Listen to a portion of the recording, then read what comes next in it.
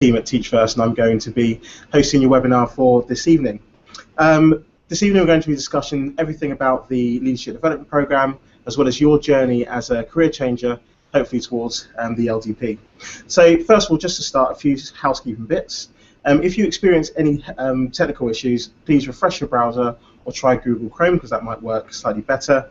If you have any questions, you'll see to the right of the screen there is a chat bar, so you can enter any questions that you have into there, and we'll be able to answer them for you afterwards.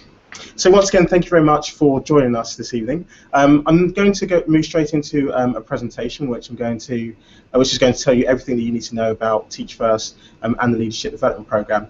The first thing to say, for those of you who aren't necessarily aware of what we do, we're an education charity, and we believe that every child deserves to have a brilliant education. Unfortunately, here in the UK, the gap between educational attainment based on your socio-economic background is larger here than almost anywhere in the developed world. So if you come from a low-income background in the UK, you're not likely to do very well academically, whereas if you come from a wealthier background, you're more likely to do well at school. I'm just going to show you a few statistics which outlines exactly what I'm talking about here. The first one is this one. So just 21% of pupils eligible for free school meals make it to university, and that's compared to 85% from independent schools. So that means that only 1 in 5 children who comes from a free school meal background, so a low income background, makes it to university. However, if you go to an independent school, you've got an 85% chance of moving on to university. Another quite surprising statistic is that of the 80,000 children who are on free school meals every year, only about 50 of them get to the very best universities. And by very best universities, we mean Oxford and Cambridge. So there are 80,000 children on low incomes in schools. Only about 50 of them are going to Oxford or Cambridge every year. The last one that I wanted to get you to have a look at is this one. So each year, more than 211,000 young people leave school at 16 without a C in maths. That's 211,000 young people leaving school without the very minimum expectations that we have of them when it comes to mathematics. What's even more surprising is that a couple of years ago, this figure was 250,000. Unfortunately, due to organisations like Teach First and the effect that we're having on education disadvantage, we are seeing that number lower. Unfortunately, it's not going down as fast as we would hope. There's a lot more that we need to do. And that's why I'm speaking to you about this today. And this is why I'm speaking to you about Teach First and the work that we do.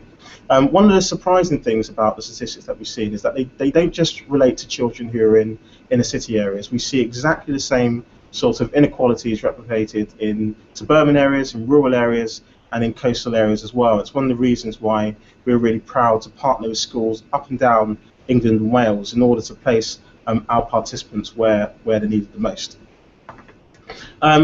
Now, I'm a 2011 ambassador of the Leadership Development Programme, and I taught English up in Birmingham for 3 years on the Teach First Leadership Development Programme.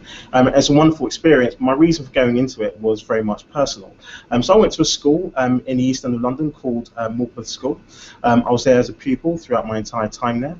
Unfortunately, Morpeth has about 80 to 90% of its children on free school meals. So 80 to 90% of children attending the school came from households on incomes below £16,000 a year. And that meant there were particular challenges that pupils there faced. Now, I was lucky enough to have really inspirational teachers and people who really encouraged me to do everything I possibly could, which is why I was able to go on to university and be speaking to you here now. But we need more of these sorts of people, more inspirational leaders and teachers to go in schools up and down the country to inspire pupils to achieve more through excellent teaching, and that's what Teach First is really all about.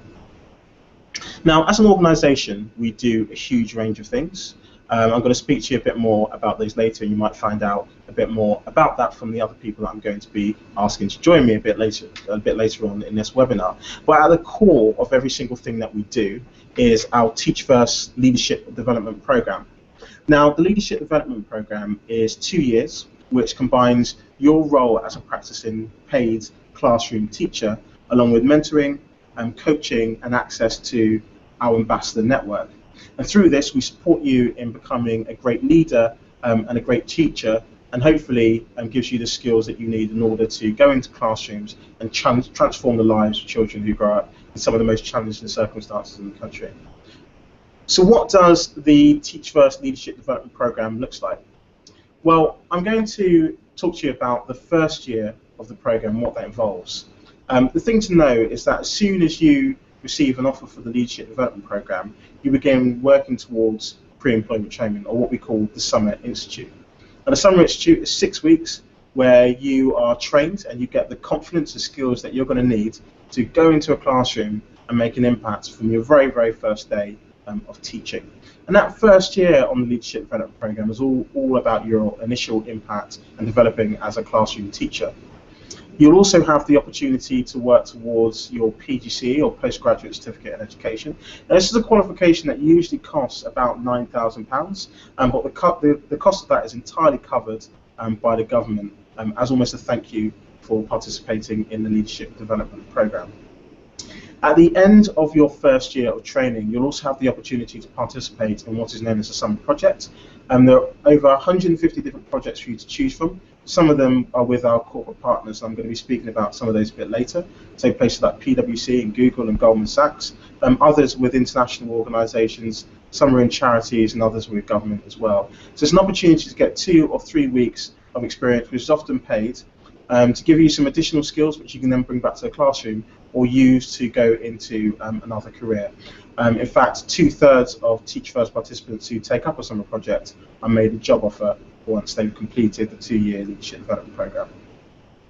So once the summer is over and you've had some time to relax, you'll be returning back to the same school, going into the same classroom with the same pupils, and you'll have the opportunity to really broaden and embed your impact. So that year you'll have the opportunity to participate in the first of a 2-year part-time master's qualification, which is heavily subsidised for you. And that qualification will give you some additional skills that you'll be able to use as a practicing classroom teacher. Many of our participants decide to take up additional responsibilities. So when I was a participant, I took up responsibility for Key Stage 4. So I was responsible for the attainment of children in year 10 and 11 in my department. Others will set up clubs and societies, and you might decide that you want to set up a sports club if that's what you're passionate about. So the great thing about these additional responsibilities in that year is you'll be able to take something that you're really passionate about and share it with the pupils that you'll be teaching. Once you've completed the 2 years of the Leadership Development Programme, you'll join what is known as our Ambassador Community. Now, our Ambassador Community is really broad. They do everything from working in banks or consultancies in the private sector to leading schools up and down the country. I'm just going to point out a few things about our Ambassador network at the moment. Now, you'll see on your screen it says that there are 17 head teachers. That statistic is actually wrong. There are about 20 head teachers. So we've had, since this presentation was put together, we've had more people promoted to senior positions, leadership positions in schools. So these are people who are leading schools, often in quite challenging circumstances, and they've done that over the period of time that Teach First has existed. Now, given that we've only been around for 14 years, that is an amazing statistic.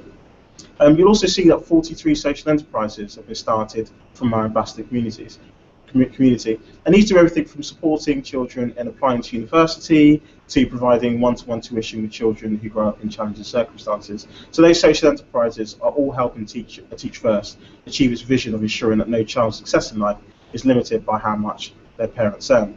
You also see that by 2019 there'll be over 10,000 Teach First ambassadors. These are all people who have finished the 2-year Leadership Development Programme, who do a real range of things, but all share a passion and a commitment to addressing education inequality and one day completely and utterly removing it. So regardless of what you decide to do after the Leadership Development Programme, Teach First will always be there to support you. We have an entire team known as our Pathfinders team that will support you in staying in education if that's what you want to do, or if you want to move on and do something else, they'll also be there to support you in doing that. I just wanted to point out a few things about our Platinum Partners. Now, we have over 50 different organisations that we partner with, but there are 5 that support us in a range of different ways, and these are Accenture, Audi, Goldman Sachs, PwC, and the Royal Navy. And you'll see from the grid on your screens now that there are a number of things that you can do with these organisations. So, as I've said before, in the summer, all of those organisations will offer summer projects. So you'll be able to apply to go and spend 2 or 3 weeks with these organisations, getting some additional experience or getting the first leg up on their on the first rung of the career ladder. Lots of them will often offer coaches as well. So you'll be able to have an individual from that organisation who will support you in growing as a leader. You'll also see that some of them will offer fast track. So once you're a Teach First ambassador, you'll be guaranteed assessment centres with some of these organisations, or you'll be fast tracked right to the end of their employment process. As I said before, these are organisations that we work with in a range of different ways, and you'll be able to find out more about those once you're a participant on the programme. So now I've spoken to you about the structure of the programme and the reason why we exist. I just wanted to point out a few benefits of the programme. So the first thing I just really wanted to point out is the fact that you get real responsibility from day one. As soon as you go into the school, you're a fully fledged, full-time teacher. You have classes and lessons to plan and books to mark, just like everybody else. So you have real responsibility from day one. You also have access to professional development and a real network of supporters. Some of those are our corporate partners, some of those are other organisations that come in and support us in training our participants, and it's a really beneficial aspect of the programme. And the last thing I want to say that we're currently ranked as 4th in the Times Top 100 graduate employers, and that's because of the quality of training that we offer to all of our incoming participants. Now, at Teach First, we look for a complex mix of competencies and academic requirements. You can find out a bit more about that by speaking to your graduate recruitment officer. But on your screens, you'll see there are the list of competencies that we look for in all of our participants. We find that it's this set of competencies that makes a great teacher. So we require everybody to deliver on these competencies to quite a high standard. One of the great things about applying to Teach First is that you're supported at every single stage, every single part of the process in applying. So well done. At the moment you're at the pre-application stage, and the pre-application is about dialing into a webinar like this, or speaking to your graduate recruitment officer, or attending one of the many other events that we run up and down the country. The next thing to do after this will be to go ahead and open an online application. I would really strongly urge you to do this as quickly as possible. The process for applying is coming to an end. Our recruitment season is coming to an end at the moment. If you open up an application today, you can actually have an offer as fast as within 6 weeks. So go ahead and open up an application after this webinar, get your application in once you've spoken to a member of our graduate recruitment team, and you can have an offer for the Leadership Development Programme within 6 weeks' time. Once you've submitted your application, you'll be invited to an assessment centre. Before you come to our assessment centre, somebody will give you a call and speak to you about this assessment centre, making sure that you're fully prepared for it. And if you're successful on that day, you'll receive an offer for the Leadership Development Programme. You'll then move on to completing our enrolment requirements before hopefully seeing us at the Summer Institute, which begins in June. Now, as I said before, we run a personalised recruitment process, and it's tailored to the specific needs that you have. So regardless of what stage you're in your career, you might have been working for a few years, you might have had a full career somewhere else, someone here will be here to support you and tell you about how you can take the skills that you've already learned in your career and apply them to a career in teaching and the Leadership Development Programme. We'll also be able to connect you with previous participants if you want to speak to one of those, and particularly if you want to speak to somebody who may have come from your career discipline or may be of a similar age to you as well. We have other regular webinars to provide more information, so if you want to hear more about that, then definitely open up an application and speak to one of our recruitment team. And we also have specialist networking events, so you can come along and meet other people who are changing careers. One thing that I really want to point out is that if you are changing careers, you're by no means an exception. Up to 30% of our participants are people who are changing career. A further 25 to 30% are people who have been working for a few years and have decided to switch on to our Leadership Development Programme, so you'll definitely not be alone.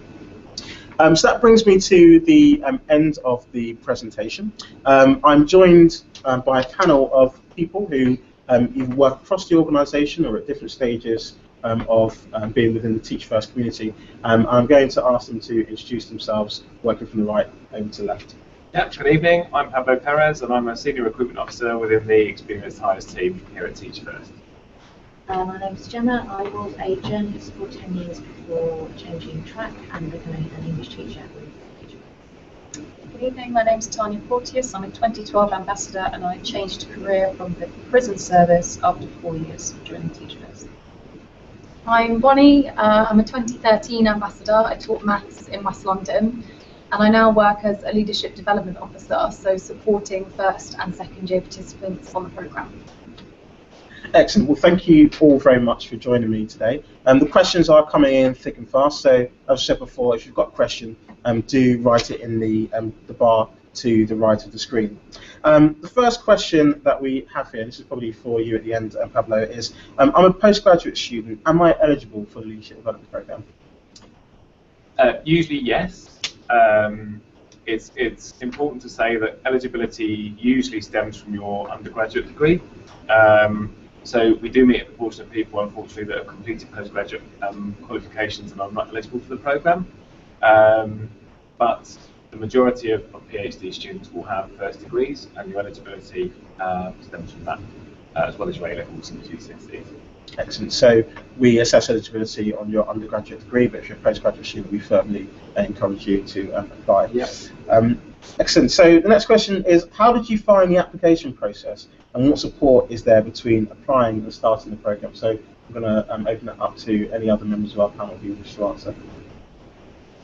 I think something that really impressed me was the phone call that you get before you put your application in, and then you get a phone call from the recruiter before you come to the assessment centre. And that phone call is just so supportive and so friendly and talks you through everything that you're going to ask at the assessment centre. You feel like they want you to do well, they want you to succeed, and I did succeed, and I did feel really supported. That was the best thing for me about the assessment.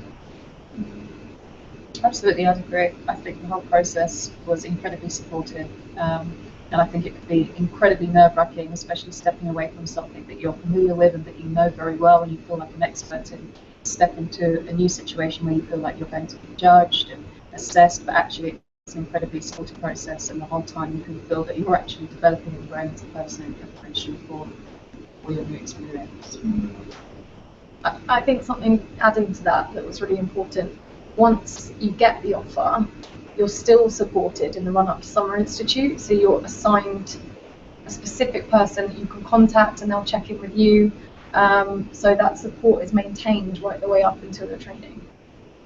Excellent. Thank you very much for those answers. It's really great to know that we have a really good supportive service here at Teach First. The third question we've got is, what is the Master's qualification, and what can we work towards? This is probably one for you, Pablo.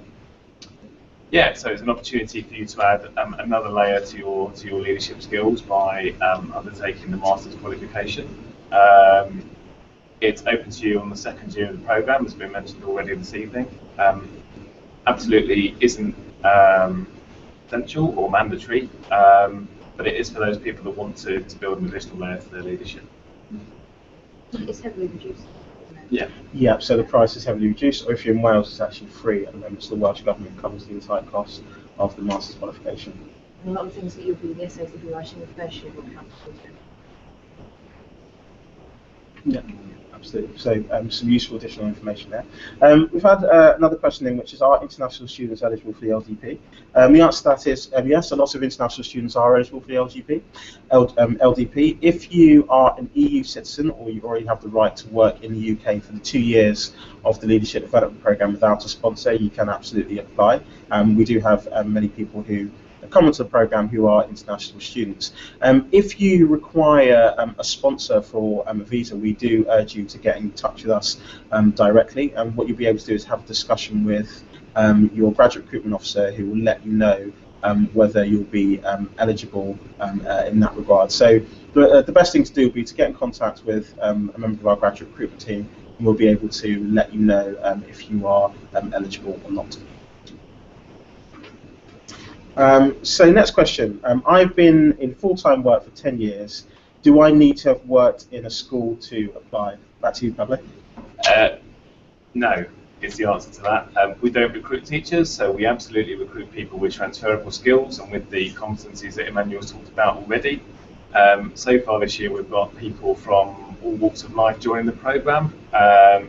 And we think that everybody's got something unique to offer. So for us, it's all about people displaying those competencies that we've described so far this evening.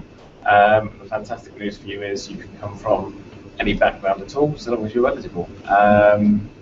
So, please don't let that discourage you at all. Excellent. So I've got a question for the other members of our panel. What is a typical week like in the first and second year of the LDP? Should we move from left to right this time? Sure. I mean, I think it's important to point out there's a lot of work to be done, being honest, but it's so rewarding. And I think the great thing about that question is that no 2 weeks are the same because of the nature of the job. You're going to have so many interesting personalities. Typically, it's going to involve teaching, marking, planning, other department responsibilities. Would you guys add anything to that first year? A little bit of behaviour management. Teaching. How did you find the behaviour management sort of starting on the programme? I came from the prison service, so behaviour management was one of my strengths from the start. But I think Teach First equipped us with a lot of key skills in terms of Summer Institute, and just encouraging us to think about things like humility and respect and understanding our students and their circumstances, and going into our classrooms with a really open mind about the children that we would be meeting. And I thought that was really important. So actually the behaviour was not so challenging for me, but it was also a beautiful kind of growth aspect of the role.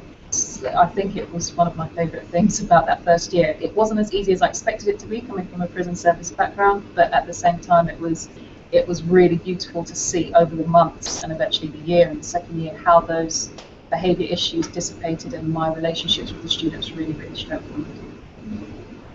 I think the support that you have in your school as well, with you have a mentor that you'll see a lot during the week, and they send out one meeting every week. They will give you a lot of support, a lot of tips, a lot of advice, and they really will help you to build your management skills. So you might be worried about it, but you won't be dealing with it by yourself in school.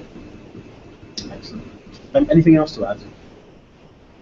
I suppose second year, sometimes extra responsibilities might be taken on.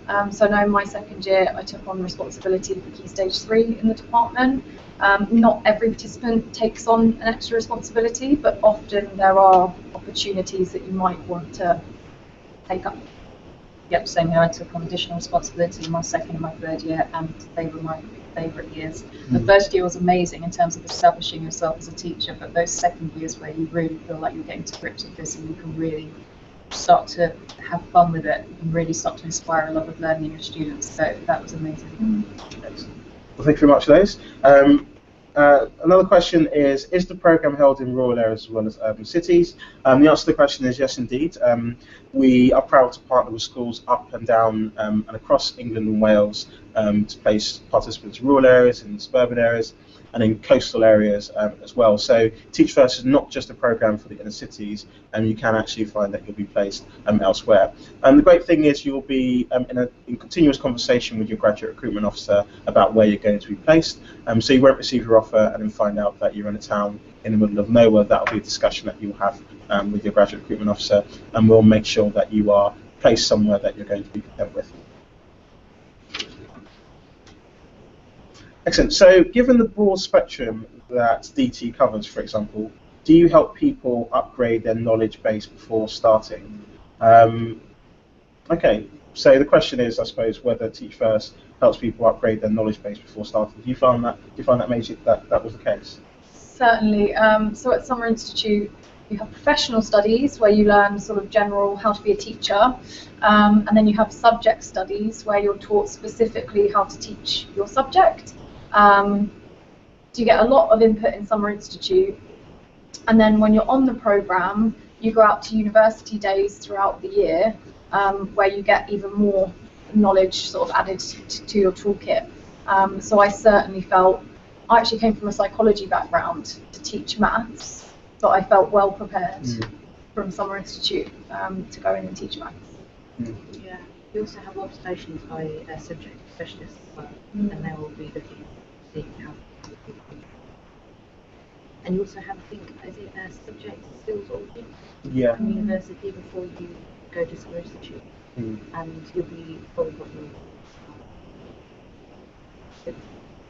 your target with stuff. So, information find your own. what that was the I'll just provide a bit more clarification on that, and that was a reference to the curriculum knowledge assessment. So what you'll be asked to do once you've received an offer is to spend 10 days having researching the curriculum, looking at your areas of strength in teaching that subject and some of the areas that you might need to develop in. You'll submit that and you'll receive some feedback on that, and that is actually the final part of assessment for the Leadership Development Programme. It's where our university partners are able to check that you understand what you're going to be teaching and what some of the challenges associated with teaching that subject might be. Excellent. Anything else? Any other things to add? Just that I feel that schools and academies are increasingly promoting continued professional development, and that you'll go into an environment where your colleagues in your workplace are certainly offering you a lot of support in terms of your professional development, both as a subject specialist and as a professional. So there's a lot to support. There's also conference, 5 or 6 conferences, Saturday sessions around the year that you go to that have the food disciplines. Yeah, so those are the Super Saturdays. They are Saturday sessions which last all day. You'll be able to choose which sessions you go to depending on the things that you want to learn about, depending upon the makeup of your school and the particular challenges associated with teaching in your school. But excellent. So the next question is: do you attend formal and formal lectures and classes during the Leadership Development Programme, or are you only learning on the job in the classroom? No, so you have 5 subject study days where, yeah, you have a day that's dedicated to what you're teaching. How did you find those days? Really inspiring. I think what I loved most about them is that often you are presented with a wealth of strategies. So you understand the theoretical underpinning, but you have so many practical ideas to then take into your classroom and share with your colleagues, because doing Teach First and stepping out of the classroom for those days when you're going to university and having all of these current ideas about approaches to your practice, for your colleagues, you're bringing back a wealth of knowledge and development for them also. So it's really, really useful, absolutely. And you also have your academic assignments, and actually the feedback from those assignments. First of all, the research that you're doing in terms of reading about the pedagogy is priceless. And then on top of that, you're getting feedback from a specialist who's gone through and marked your essay in fine detail, and all of that you can use to inform your practice and your subject development also. Yeah. Excellent. Anything else to add? I think just, you've mentioned Summer Institute already, but there are formal classes in Summer Institute. So it's a mix of formal sit-down classes where you'll learn about either professional studies or subject studies, and you also get to spend 2 weeks in a school to get experience in a school context. So there'll be a nice mix between formal and school context there. Excellent. Okay, well, thank you very much for that. Our next question is: are you supported to find a teaching role after 2 years? The answer to that question is yes. You can work with our Pathways team, and they'll support you to find a teaching role that will be suitable for you after the 2 years. You can also visit the Teach First community website, which has roles which are constantly updated onto there, so you can just select one of those to apply to, and the Pathways team will support you in finding that role as well. What we often find is that lots of our participants decide to stay on in the schools that they're teaching in, and the schools are more than happy to have those individuals stay on most of the time as well. Excellent. Cool, so the next question is: how did you prepare for leaving your previous career? How did you prepare for leaving your previous career? I volunteered in a school, in several schools in the East End, and that really helped me bridge the gap between what I was doing professionally and what I would be doing in a very generalised, wonderful way. And really get to know teenagers very well. Yeah, and just find out more about some different school settings. And that's, I'd really recommend that. Even if it's just going in for 3-4 days, it's worth it. Maybe taking a bit of time off work, going in, spending a little bit of time supporting in the school, just to see what the environment's like. Yeah, a lot of schools do after-hours interventions, so you might be able to finish work and then go from, say, 5 or 6, and really help children and teenagers as well. Yeah, I did voluntary work also. I did some voluntary teaching abroad. But also I had really honest conversations with the people that I worked with in terms of management. And we spoke a lot about the transferable skills that I already had that I could apply to the Teach First programme. But they were also very supportive in terms of thinking about what things I could do in my time remaining at the prison to help support my continued development and that transfer into the classroom. So it might have been taking on small sessions with groups of prisoners where I had to facilitate some kind of practice. So in terms of having those discussions with my workplace and then helping me to strengthen those skills, that was really useful. I wasn't a typical career changer. I was a TA before doing the programme. So. Okay, so you had a bit of teaching experience going on as well. We do know that some people are quite worried about leaving their current careers. It's one of the reasons why we say get your application in as soon as possible, because the earlier that you know that you've got your place in the programme, the earlier you'll be able to start preparing for leaving. We have found that organisations, because they're aware of what Teach First have done, they might be sad to be losing you, but they realise that you're going on to do something that's quite worthwhile. And we've found that people who are nervous about leaving have actually been quite supported by their organisation to come and do something fantastic like Teach First Leadership Development Programme. Okay, so the next question is, does the Summer Institute have to be residential or have a young family and wouldn't be able to attend if this were the case? Pablo, would you be able to offer some insight there? Yeah, so essentially there are a range of options available to individuals with young families. Typically the first 4 weeks of Summer Institute is held within the local area that you'll be teaching within. The local area team in that particular area will give you options around being able to commute home if you want to, or indeed not to take up family accommodation. And that's true also in the final 2 weeks of Summer Institute as well. So there are a range of options. The residential aspect is voluntary and it is recommended, but we absolutely recognise that some people have young families, and we absolutely want them on the programme and offer them options that work for them. Excellent, thank you very much for that. Next question is primary teaching an option? It absolutely is. About a quarter of our participants are placed in primary schools, and we're always looking to place more. I would urge you to get your application in as soon as possible, because our primary places are filling up quite rapidly, so you really need to submit that application as soon as possible if you want a primary place for 2016. So this is probably one for you. What support is there for starting in a new location? So I didn't move to a new location myself, but I know that there's a lot of sort of communities set up within the different areas. So whether that be through the community website and you're connecting with people there, Facebook groups are often set up, WhatsApp groups are often set up, so that you can get to know the people in that area before you go there. In terms of finding a place to live, that's also something that information is provided on, so you can get assistance if trying to find a place to live when you move as well. Yeah. Anybody else move locations when they were starting the Leadership Development Programme? I actually did have to move locations, so I had to move from London up to the West Midlands. It was a really, really supportive experience. So at the Summer Institute, you'll have something called a housing fair.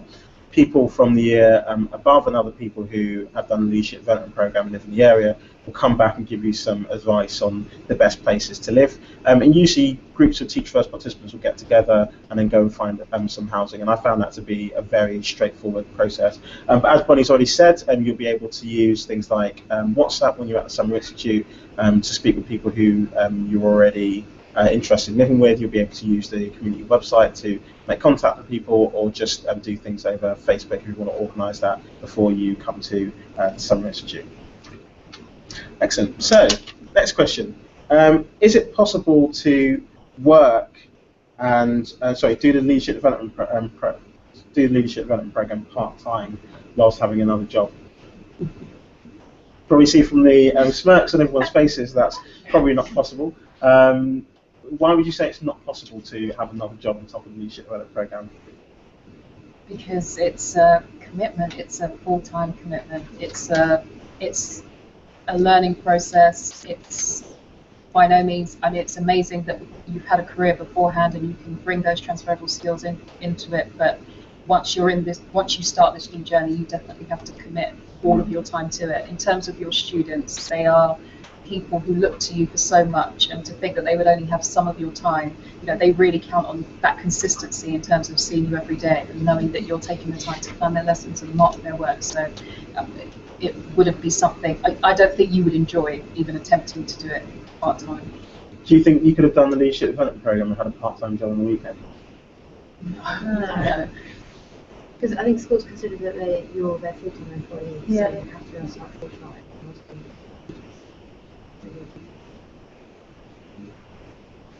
The other thing to say is if you're concerned about pay, you actually get paid quite a competitive salary in teaching. It depends upon the location that you're in, but you will get paid as an unqualified teacher in your first year, but then as a qualified teacher in your second year. If you want to find out more about that, you can speak to your graduate recruitment officer about it.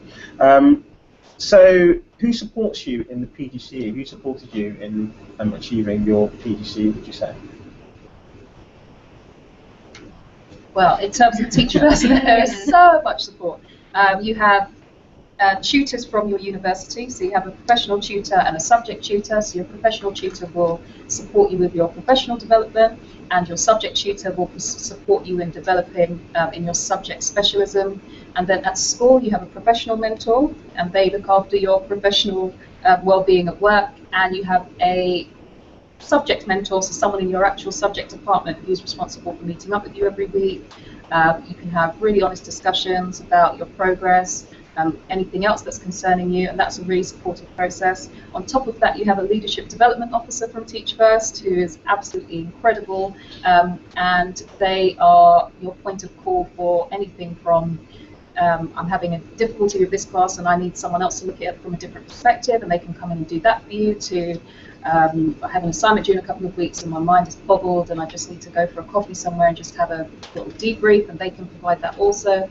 So there is so much support. And on top of that, you might go to a school that already has Teach First participants or ambassadors in the school, and they are incredibly supportive because they can really empathise with you in terms of your journey. And you also have communities that have been discussed already, so you have your Facebook groups and your WhatsApp groups that you've established at Summer Institute, and they're incredibly supportive. Excellent. Would anybody else like to add anything to that? I think something that makes Teach First really special and stand out from just going through a normal PGCE route is that you continue to get so much support in your second year. Mm-hmm. Whereas if you were to do a PGCE, you'd get the qualification and be left to your own devices. Mm-hmm. Doing Teach First, in that second year, you still have your leadership development officer, so you continue doing coaching work and more classroom-based work with them, and you've still got all those networks, the people at school that you're working with, the conference days that are open to second years and ambassadors alike. So that support continues right the way through the programme and beyond. Excellent. Anything else?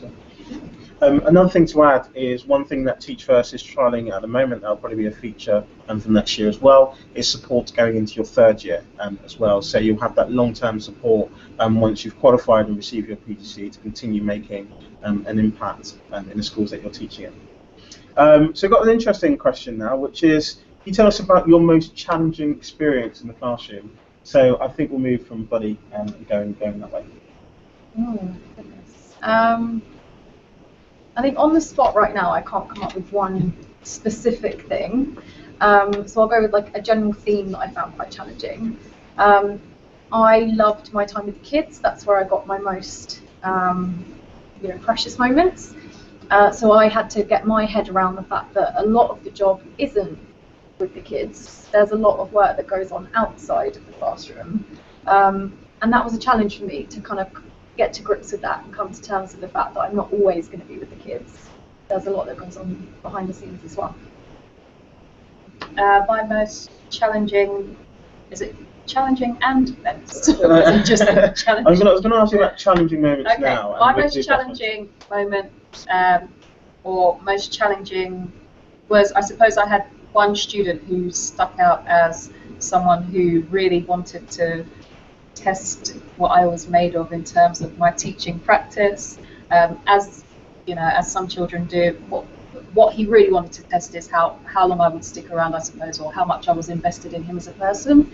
I think he had seen quite a lot of teachers come and go, and he was quite testing, but he was also, well, we'll get to that, but he is my success story and someone that I'm still in contact with. So.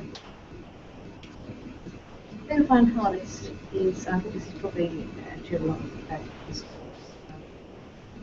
actually children can be a bit of a difficulty. So how to get progress out of children who might not be in a classroom very often, or there might be inclusion trainers, or there might be more than whatever reason. So yeah, how do you get progress out of children who are not? And if you can be consistent, and that is the beauty of teacher, so they're there to be, if you're consistent, they're much more likely.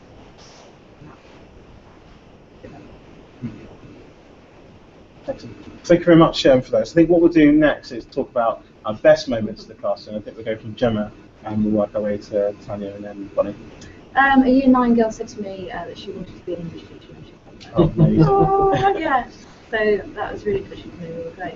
And she was putting so much effort in that and really working really hard, performing really well, reading lots of books, trying to be very moving. Do you think it's because of the impact that you've had on her in the classroom? Yeah, I'm the only English teacher she's got, which is looking at me and thinking I'd quite like to do that when I'm older. So yeah, I don't know what I've done, like, but go on, touch wood. She might see this next time. No, but she's lovely, and yeah, moments like that, it's just kind of a weird thing. You just don't. I didn't get into any subject. Just don't get it anywhere else. When a kid in her year 12 would be really good. Yeah, work hard, and you can be a teacher. I want you to come back to this school and educate children. Yeah. Hopefully one day she'll be joining the Teach First Leadership Development Program. Yeah, absolutely.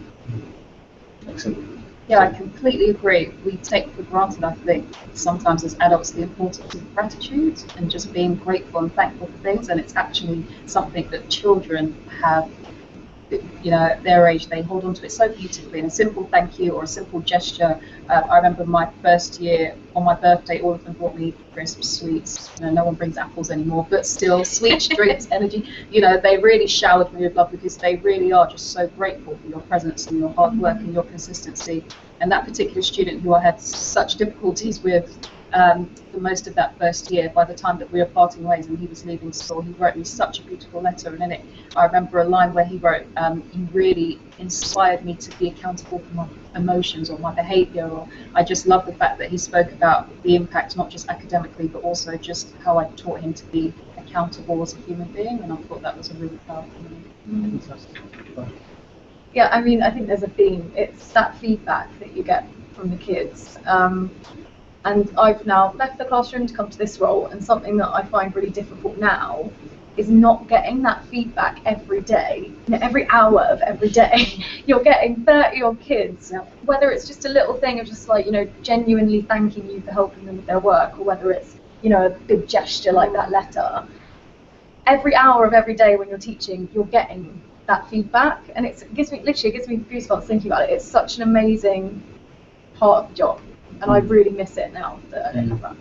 Yeah, so there's really, really high highs and the children absolutely. sort of really being happy. And the children are brutally honest a lot of the time, so very difficult audiences. So fantastic.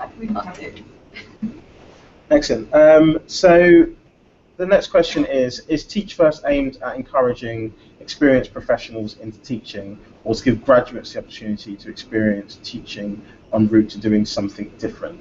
Would anybody like to come back on that question? Yeah, we'd be glad to come back on that question. In short, it's aimed at anybody that can make a fantastic impact and can make a difference in the classroom. So Teach First traditionally has got a fantastic reputation in the graduate space, and does invest time and resource and energy in going out and finding fantastic people on university campuses. However, for the first time this year, I'm part of a recruitment team specifically just working to attract people like you. The scale of the challenge is such, we need absolutely people from every area of society. Career changes bring something different. They bring life experience, they bring professional experience, which offers something pretty unique in each individual. So we're very much trying to find fantastic people right across the UK. We attract people in their 50s and their 60s, just the same as we do people in their early 20s. So, people just like you. Excellent thoughts. A fantastic answer to anything. So let's move on to the next question. Next question is there a health evaluation before you start? Yes, there will be. So what you need to do is just contact your doctor, who will be able to give you confirmation that you are fit to practice. That is something that's handled by our university partner. So once you receive your offer for the programme and you're allocated to a region, or university partner will be in contact to request that from you. Another question is, can PhD students apply? You absolutely can, but as was answered earlier, it will be evaluated on your undergraduate degree and qualifications. But the additional things that you do that mean that you're able to meet our competencies will also be quite valuable as well. So we would definitely encourage you to speak about your experiences of being a PhD student and how they make you suitable for the Leadership Development Programme.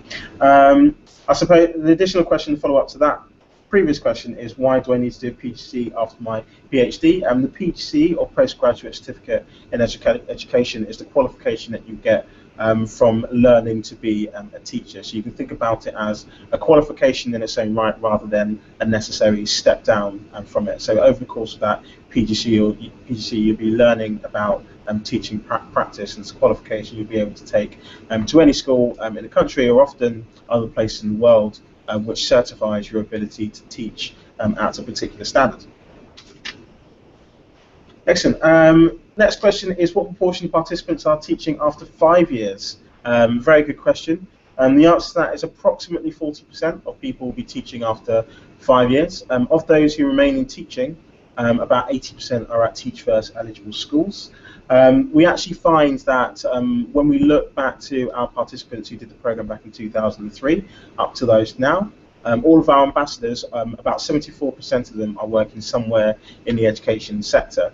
The reason for that is a lot of people decide that they want to go off and have a career elsewhere. They might go into the private sector, they might go and work in government, but after a while decide that they want to return to the classroom. And once you've got your PGCE, that's absolutely open for you. That's a qualification that you have for life. You can decide to do whatever you want with it. You can come back to teaching for a while. You might decide to go and do something after you've even come back to teaching again. Okay, one for you, Pablo. How does Teach First decide what subjects you teach? Yeah, so again, it will depend on your eligibility and your academics. So usually that is based on your degree subject, but there are a number of subjects that are particularly difficult to fill for us, where often we might consider a good grade at an A-level. So subjects like maths and sciences, for example, you may be able to teach directly from an A-level. There may be situations where you would be eligible for primary as well as secondary subjects. So we do allocate accordingly. It may well be that you're eligible for one subject which is full in a particular local area, and we might offer you the second subject that you're eligible for. So, but predominantly it's based on your degree result and also your A-level choices and your A-level results as well. Excellent. If you want further information, as I said before, get in contact with a member of our team, who will be able to give you detailed feedback based on your own academic profile. Another one for you, Pablo. When do applications close? So we recruit on an ongoing basis. However, kind of many people that are watching this video this evening will have notice periods. I meant to mention earlier on, actually, if you're uncomfortable about us approaching your employer immediately on offer, we can take holding references in the meantime, so we don't approach your employer straight away. We would encourage you to apply as soon as possible. So the Summer Institute starts in June. Given that it takes 6 weeks to get from your application form to an offer, depending on the range of commitments that you've got, you can probably set that timescale better than we can. But absolutely encourage, if you like what you're hearing this evening, open an application form, get going on it. A member of our team will support you on what we expect from that form and help you to submit a really high quality application. In short, as soon as possible. Excellent. And speaking about application forms, yep. Someone's just written in, the application form is very daunting.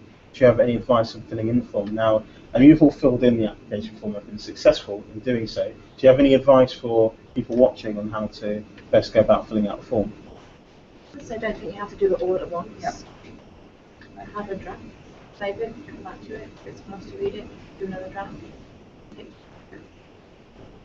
absolutely. Make use of the support that's offered by Teach First. And absolutely the same, take your time. Speak to people that you currently work with about your transferable skills if you feel that's appropriate. And yeah, use the support systems that are in place. Teach First are incredibly supportive, so really make use of that. Just wanted to mention, open your application form, insert your contact details, save the form, don't submit it yet. We have a range of things that we can do to support you. So there are lunchtime conference calls that you can join and evening conference calls that you can join, all around what the expectations are for competency-based application forms. You'll also find a range of resources online as well. So open the form, save your details, and we will be in touch with you, hoping to dispel some of those concerns. Excellent, fantastic. Let's move on. Cool. So somebody wants to know more about the assessment centre. So as people who have visited the assessment centre, can you tell our watchers a bit more about what the assessment centre is like? Is it a really daunting, dark place, or something quite different? Yeah, It's quite fun.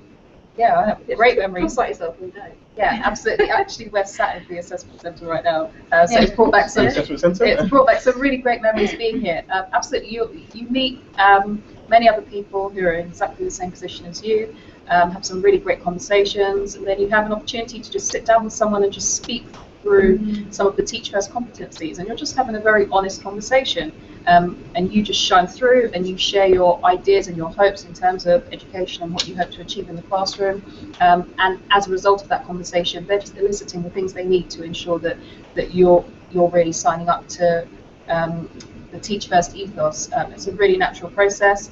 You deliver a 5-minute lesson, I believe. 7-minute lesson. Really fun, really engaging. You get to think outside of the box. That was a really great experience also. And you also have a session where you sit around as a group and have a discussion. And again, that's very organic. You're speaking to some people that you were just outside with having a discussion with. And so enjoy it. It's a really great process. It's incredibly supportive the whole way through. No one wants you to fail. Like, we need amazing teachers in our classroom. I completely agree, and I completely agree that the people that will be interviewing you and running the assessment centres are extremely approachable, and as has already been said, want you to do well. So it's a very supportive environment. And I remember back to when I did my assessment centre. When I first came, I wasn't certain that I wanted to do the programme. I wasn't quite sure. Came to the assessment centre, and it was so inspiring. I remember we got to hear from a current participant, so we were actually given more information at the assessment centre. And I left just so hoping that I'd got it, because it was, yeah, a really inspiring day rather than daunting. Excellent. So as you've heard before, the Teach First Assessment Centre is a really supportive day and can be a really inspiring experience. We find that people really do enjoy it. As we said before, you'll be able to speak to a member of our graduate recruitment team before you come to the Assessment Centre, just to make sure that you're preparing for that in the best way possible.